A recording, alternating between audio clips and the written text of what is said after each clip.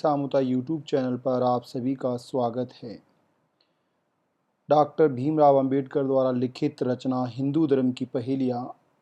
हिंदू धर्म की 24 पहेलियों पर हम बात कर रहे हैं, जिसमें 5 पहेलियों पर हमने पूर्व व्याख्यान में परिचर्चा की। पहेली संख्या 6, जिसका शीर्षक है वेदों की विशेष सामग्री, क्या वे कोई नैतिक अथवा आध्यात्मिक मूल्य रखते हैं। बाबा साहब लिखते हैं, यदि वेदों को अनिवार्य और उनके संशय रहित होने को स्वीकार कर भी लिया जाए, तो उसके उपदेशों में नैतिक और आध्यात्मिक मूल्य तो होने चाहिए।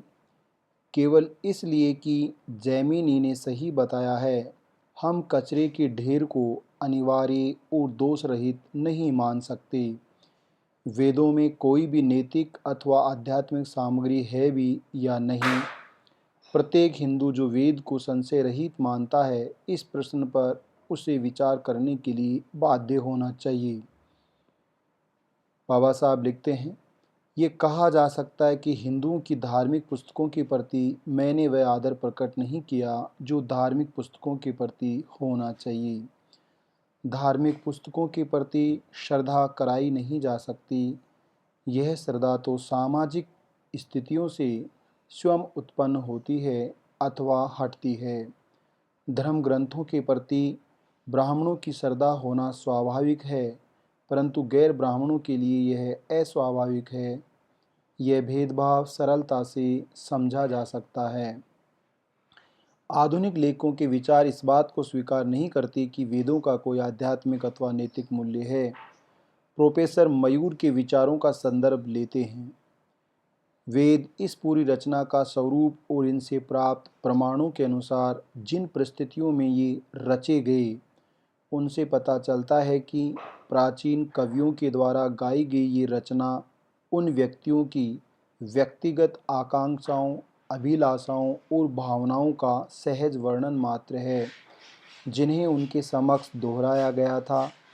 इन गीतों में आर्य ऋषियों ने अपने पैतृक देवताओं को तरह तरह की बलियां चढ़ाकर उनकी स्तुति की और उन्हें संतुष्ट होने का आह्वान किया। उनसे ऐसे अनेक वरदान मांगे जिनकी मानव मात्र को लालसा होती है, जैसे स्वास्थ्य, संपदा, चिरायु, संपत्ति, पशुधन, संतति, शत्रु पर विजय, पाप मुक्ति और शायद स्वर्ग का सुख भी मांगा।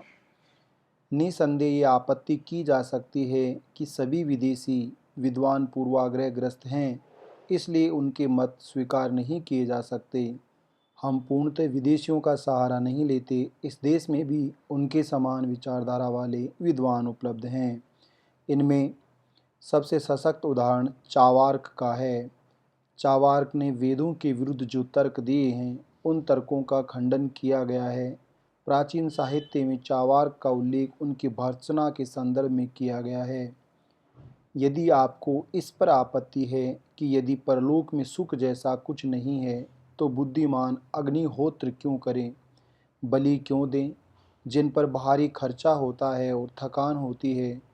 आपकी आपत्ति को कोई भिन्न साक्ष्य नहीं माना जा सकता, क्योंकि अग्निहोत्र आदि जीविकोपार्जन के साधन मात्र हैं। क्योंकि वेद में 3 दोष हैं, मिथ्या कथन, अंतर्विरोध और पुनरुक्ति। पहला है मिथ्या कथन, दूसरा अंतर्विरोध, तीसरा पुनरुक्ति। फिर ढोंगी लोग जो स्वयं को वैदिक पंडित बताते हैं, बहुत ही शरारती हैं, क्योंकि ज्ञान मार्गियों की जड़ खोदने कर्मकांडी आ धमकते हैं और कर्मकांडियों के विरोधी ज्ञान मार्गी कर्मकांड की धज्जियां उड़ाने से नहीं चूकते हैं। और अंत में तीनों वेद असंबद्ध चारणों का गेय काव्य है। चारणों के द्वारा गाया हुआ काव्य जो पोगा पंथियों की वाक चातुर्य के कारण आज तक भी भारत में बना हुआ है, और इसी कारण ये लोक धारणा प्रचलित है। अग्निहोत्र, 3 वेद, तापस्वृति, 3 पद और भस्म रमाकर कुरूप होना, ये उनकी कमाई के धंधे हैं। और बृहस्पति के खतना अनुसार मनुष्यता और बुद्धि से कोई सरोकार नहीं है। बृहस्पति भी इसी मत के अनुयायी थे।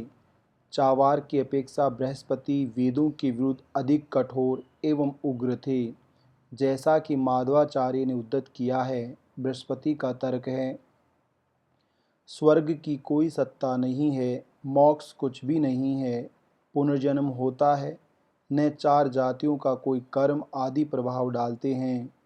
अग्निहोत्र, तीनों वेद, तापसवृत्ति, तीन पद, भस्म रमाकर कुरूप होना उनकी कमाई के धंधे हैं, जिनमें बुद्धि और मनुष्यता का भाव नहीं होता।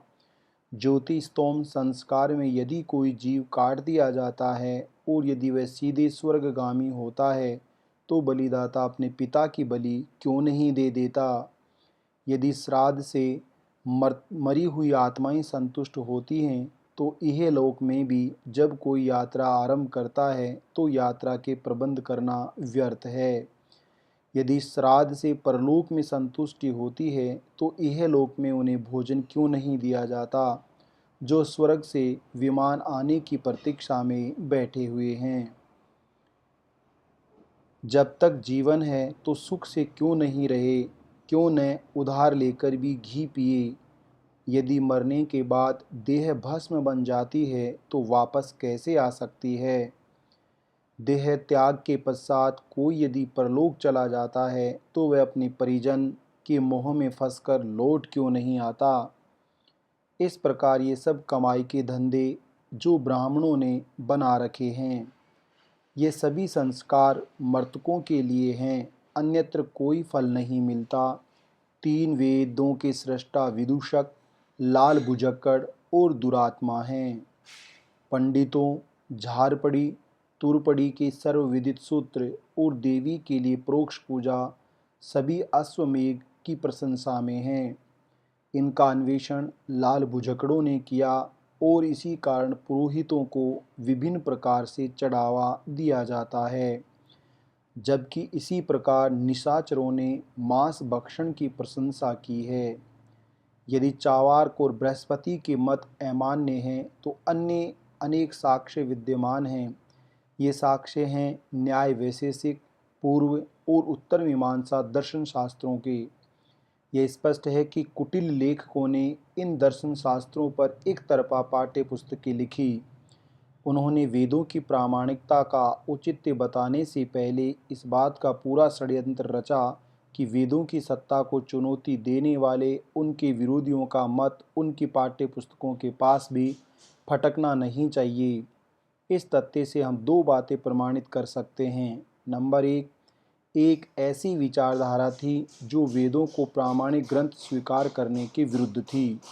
नंबर दो, वे सम्मानित विद्वान थे जिनके मत को वेदों की सत्ता स्वीकार करने वाले भी मानने को बाध्य थे।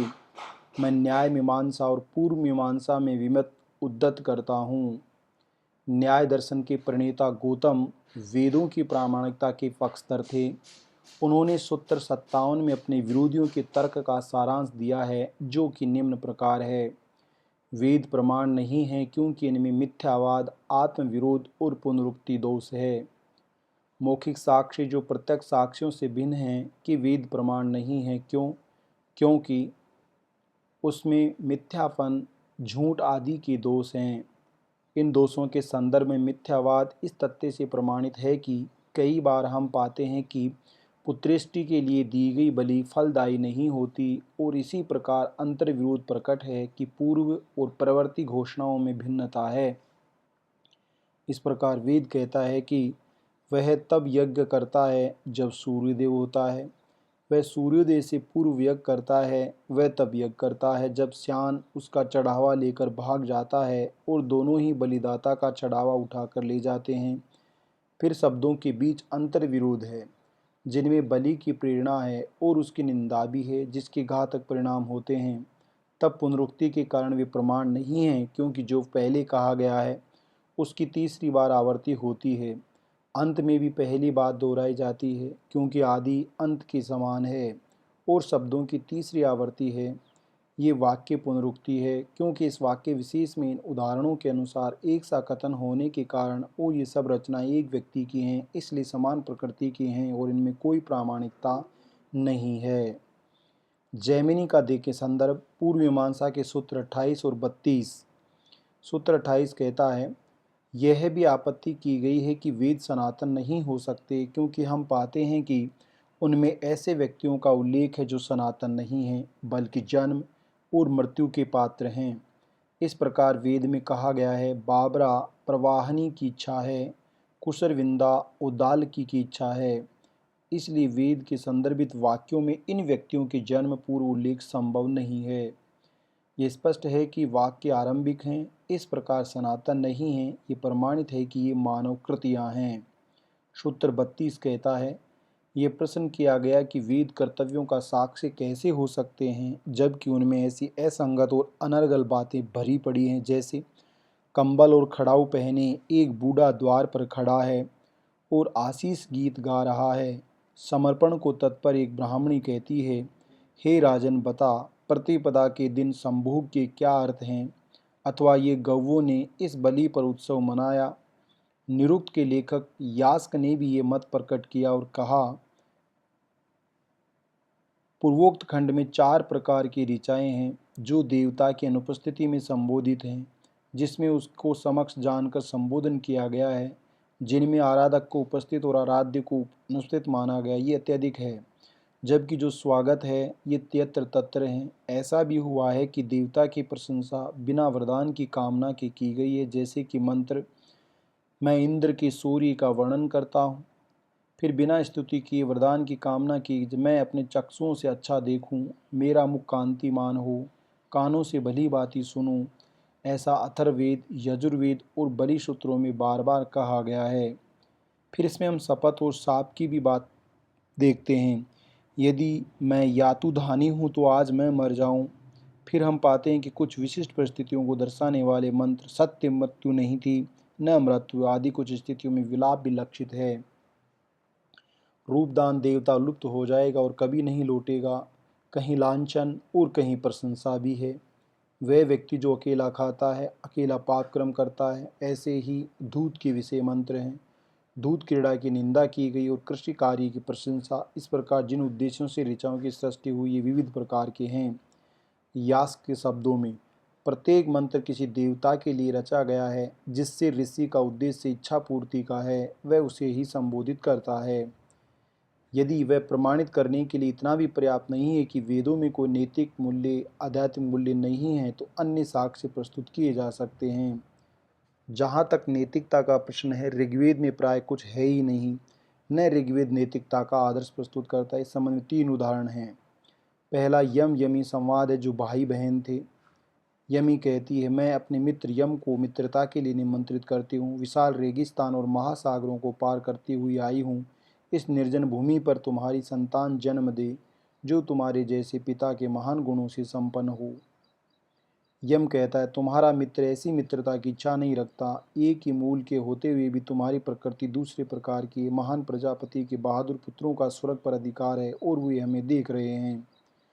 यमी कहती है, अमृत्यु प्राप्त देवादि सहवास का सुख प्राप्त करते हैं, जो मृत्यु लोक के लोगों के लिए मना है। आप मुझसे सहवास करें कि जिस प्रकार सबका निर्माता ब्रह्मा अपनी पुत्री का पति बना था। यम कहता है, हमने वह कर्म नहीं किया जो पहले किया गया है। हम सत्यवादी हैं, अतः असत्य भाषण कैसे कर सकते हैं। गंधर्व, सूर्य, अंतरिक्ष जल धारण करने वाला और उसकी वधू, हम दोनों के पिता माता हैं, अतः हम सगे भाई बहन हैं।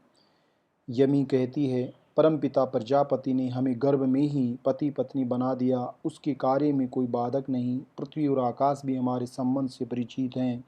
यम, हमारे प्रथम प्रणय को कौन जानता है, किसने यहाँ रहस्य से परिचित कराया। मित्र और वरुण के स्थान दिन रात के विषय में तू क्या कहती है। नरक की सजा कौन देता है। यमी, यम की वासना मुझे यमी को एक सैया पर सोने के लिए विवश करे। मैं पत्नी के रूप में पति को अपना सब कुछ समर्पित करती हूँ। एक रथ के 2 पहियों की भांति हम सहयोग कर वासना की पूर्ति करें। यम कहता है, ईश्वर के दूत पृथ्वी पर सदा विचरण करते हैं और अपने नेत्र खुले रखते हैं। जो विनाशिनी शीघ्र किसी अन्य के साथ रमण कर, जैसे कि एक गाड़ी के 2 पहिए मिलते हैं, वो मेरा पीछा छोड़। यमी, तुम्हारे ऊपर प्रत्येक पुजारी रात्रि और दिन का न्यौछावर करे। सदैव सूर्य के नेत्र खुले, तुम्हारे लिए युगल रात और दिन संयुक्त होकर आकाश और पृथ्वी की भांति मिले। मैं यम के वियोग को सहन न कर सकूं। यम, आगे चलकर ऐसा समय आएगा जब बहनें चुनेंगी तो उनके भाई नहीं होंगे थे। भाग्यशालिनी मेरे अतिरिक्त अन्य के साथ अपनी भुजाओं को उसका तकिया बना। यमी, उस भाई से होने से क्या लाभ जिसके रहते हुए भी बहन पति विहीन रही। उस बहन के होने से क्या लाभ जिसके रहते हुए भाई दुख उठाए। मैं कामात होकर ऐसे वचन बोल रही हूँ। तुम मेरे शरीर से अपना शरीर भली भांति मिलाओ। यम कहता है, हे यमी, मैं तुम्हारे शरीर से अपना शरीर नहीं मिलाना चाहता। जो अपनी बहन से वो करता है उसे लोग पापी कहते हैं। हे सुंदरी, मेरे अतिरिक्त किसी अन्य पुरुष से आमोद प्रमोद करो। तुम्हारा भाई ये काम नहीं करना चाहता। यमी बोल दी, मुझे खेद है कि तुम बहुत कमजोर हो। मैं तुम्हारे मन को नहीं समझा पा रही हूँ। रस्सी जिस प्रकार घोड़े को बांधती है, लता जिस प्रकार वृक्ष से लिपट जाती है, उसी प्रकार अन्य तुम्हारा आलिंगन करती है। यम ने कहा, हे यमी, लता जिस प्रकार वृक्ष को लपेटती है, उसी प्रकार तुम मेरे अतिरिक्त अन्य पुरुष का आलिंगन करो। तुम उस पुरुष का मन जीतने की कामना करो। वह पुरुष तुम्हारा मन जीतने की इच्छा करे, तुम उसी के साथ कल्याणकारी सहवास करो। राक्षस हंता अग्नि, हमारी प्रार्थना स्वीकार करी। दुरात्मा से त्राण दे, जो व्याधि के रूप में तेरे भ्रूण को आक्रांत कर सके, जो अंतःकाष्ठ की भांति तेरे को निरस्त करे। अग्निदेव हमारी अर्चना को स्वीकार करे, नर बक्षियों को नष्ट करे। जो व्याधि के रूप में तेरे गर्भाशय दुष्प्रभाव डाले, तो अंतःकाष्ठ की भांति तेरी कोख को रिक्त कर सकते हैं। दुरात्मा से हमें त्राण दे, तो पुरुषत्व का हरण करते हैं। गर्भ टहलते ही उसे विस्थापित करते हैं। जो नवजात शिशु का आनंद करना चाहते हैं। हमें दुरात्मा से त्राण मिले, जो तेरी जंघा को विलग करता, जो पति पत्नी के बीच बाधा बनता, जो तेरी कोख में प्रविष्ट होता है, बीज हरण करता है। हमें इस दुरात्मा से त्राण मिले। भ्राता पति पति प्रियतम के रूप में तुझ तक पहुँचता और गर्भपात कराना चाहता है। हमें दुरात्मा से त्राण मिले, जो नींद नहीं अंधेरे में छल लेता है, तुझे आकर गर्भपात कर देता है। ऋग्वेद के कुछ मंत्र और प्रार्थनाओं को लेते हैं। हे वायुदेव, तू कितना रूपवान है। हमने मसालों से सोम रस बनाया है। आ इसका पान कर और हमारी प्रार्थना स्वीकार कर। ऋग्वेद 1:1। हे इंद्रदेव, हमारे संरक्षण हेतु संपदा प्रदान कर। तेरे द्वारा प्रदत्त संपदा हमें सुख दे, चिरकालिक हो और हमारे शत्रु विनाश में सहायक हो। पुरुषों, जब भी यज्ञ करो, इंद्र और अग्निदेव की स्तुति करना न भूलना। उनका गुणगान करो, गायत्री छंद में उनकी स्तुति करो। हे अग्निदेव, देव पत्नी और त्वष्टा को ला, जो आने और सोमरस पान को लालायित हैं। हम प्रार्थना करते हैं, देव पत्नियां सभी उपलब्ध पंखों से और आनंदित होकर हमारे पास हैं। ये साथियों ऋग्वेद में लिखी गई ऋचाएँ हैं, जिनका अर्थ है हम इनके माध्यम से पढ़कर लिखकर संघर्ष को अंजाम दे सकते हैं। लिखा क्या है, इसीलिए मैं आपको बाबा साहब की रचनाएं व्याख्यान माला ऑडियो के माध्यम से प्रेषित कर रहा हूँ कि वास्तव में लिखा क्या है। मैं प्रार्थना कर रहा हूँ कि इंद्र, वरुण और अग्नि की पत्नियां मेरे पास आएं और सोम पिए। हे वरुण, हम तुझसे अनुनय कर रहे हैं कि अपना क्रोध समन कर। हे असुर, तू पूर्ण बुद्धिमान है, हमें पाप मुक्त कर। हमारा सोमरस स्त्रियों द्वारा तैयार किया गया, जिन्होंने इस मेहनत से मथा है। हे इंद्र, हम तेरी प्रार्थना करते हैं, आओ और इस सोम का पान करो। तेरे शत्रु जो तुझे कुछ अर्पित नहीं करते विलीन हो जाएं, और जो अर्पित करते हैं संपन्न हो जाएं। हे इंद्र, हमें उत्तम गायें और घोड़े प्रदान करो। विश्व में हमारी ख्याति फैला दो। हे अग्नि देवता, हमारे राक्षसों से दूर, शत्रुओं से, उनसे जो घृणा करते हैं, हमारा वध करना चाहते हैं, रक्षा करो। हे इंद्र, तू वीर है और हमारे द्वारा तैयार सोम का पान कर। हमें संपदा देने को तत्पर रहे। जो तुझे कुछ अर्पण नहीं करते उनकी संपत्ति हरण कर हमें प्रदान कर। हे इंद्र, सोम का पान कर, सर्वश्रेष्ठ अमरता प्रदान कर और अत्यधिक मादक है। हे आदित्य, हमारे पास अपना आशीर्वाद दे, हमें युद्ध में विजयी बना। तू समृद्ध हो, तू दानी हो, एक रथ पर कठिन पर अग्रसर हो, उसी प्रकार संकटों से पार कर। हे मारुत, तुम्हारे अनुयायी तुम्हारी प्रशस्ति गा रहे हैं, प्रसन्न हो और सोमपान के लिए निर्मित कुछ शासन भी विराजमान हो। हे मित्र वरुण, अपने यज्ञ में तेरी आराधना की से स्वीकार करो। ऋग्वेद में उल्लिखित अनेक मंत्र समूह में कुछ एक हैं, किंतु इसमें कोई संदेह नहीं है कि यह छोटा सा नमूना ही उन सब के लिए पर्याप्त। आप पूरा ऋग्वेद पढ़ोगे तो इसके अलावा कुछ भी न पाओगे। मैं बता दूं कि मैंने ऋग्वेद और यजुर्वेद के बहुत से अश्लील अंशों को जानकर छोड़ दिया है। जिन्हें इस संबंध में जिज्ञासा है, ऋग्वेद के मंडल 10, 85, 27, 37 के सूर्य पुषाण संवाद और ऋग्वेद के मंडल 10, 86, 6 में इंद्र इंद्राणी संवाद देख सकते हैं। यजुर्वेद के अश्वमेघ प्रसंग में और अश्लीलता व्याप्त है। इन अश्लीलताओं को छोड़ भी दें तो ऋग्वेद के प्रार्थना वर्ग तक ही सीमित रहें, तो भी क्या कोई कह सकता है कि ये प्रार्थनाएं नैतिक और आध्यात्मिक उत्थान करने वाली हैं? जहाँ तक दर्शन का प्रश्न है, ऋग्वेद में नदारद है। जैसा कि प्रत्येक मंत्र किसी देवता के लिए रचा गया, जिससे ऋषि का उद्देश्य इच्छा पूर्ति का है और वह उसे संबोधित करता है। यदि यह प्रमाणित करने के लिए इतना ही भी पर्याप्त नहीं कि वेदों में कोई नैतिक अथवा अध्यात्म मूल्य नहीं है तो अन्य साक्ष्य प्रस्तुत किए जा सकते हैं। जहाँ तक दार्शनिकता का प्रश्न है, ऋग्वेद में प्राय कुछ है ही नहीं। न ऋग्वेद नैतिकता का आदर्श प्रस्तुत करता है और न ही आध्यात्मिकता का।